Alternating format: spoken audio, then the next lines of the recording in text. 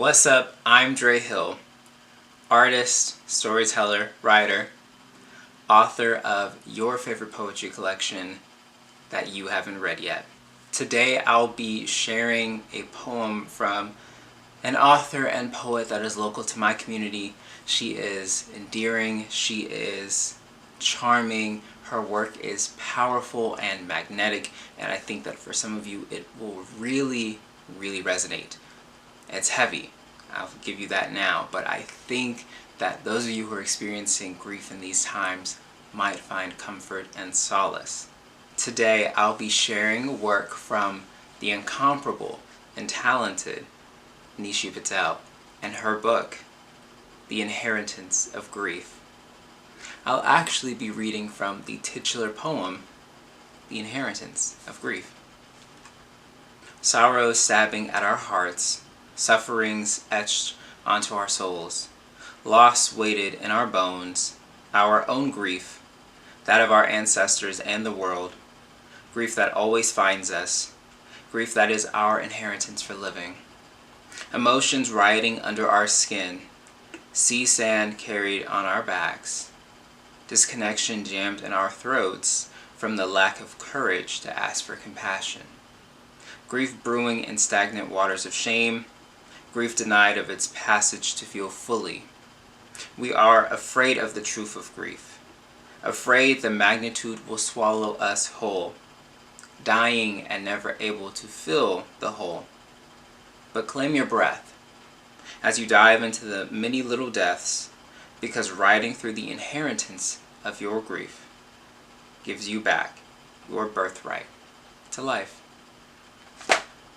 So that was The Inheritance of Grief from The Inheritance of Grief by Nishi Patel.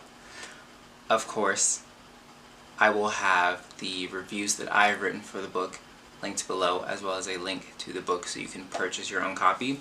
I will read to you what the back cover says.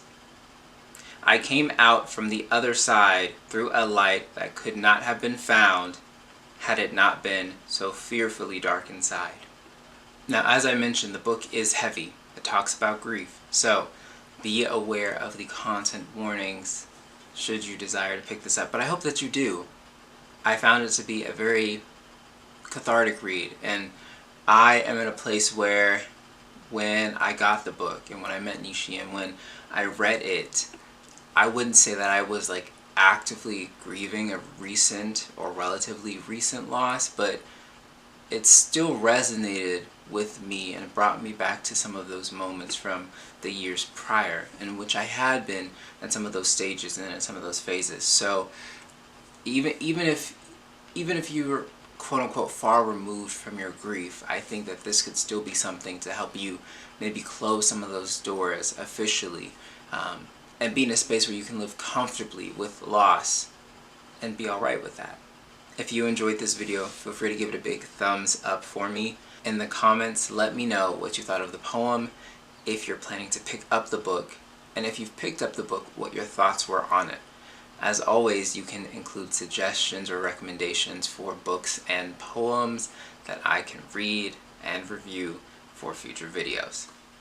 If you like my face and like what I'm doing, feel free to subscribe and turn on the notification icon so you don't miss a future upload.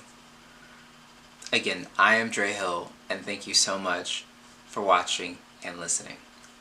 I'll have a new video for you very soon.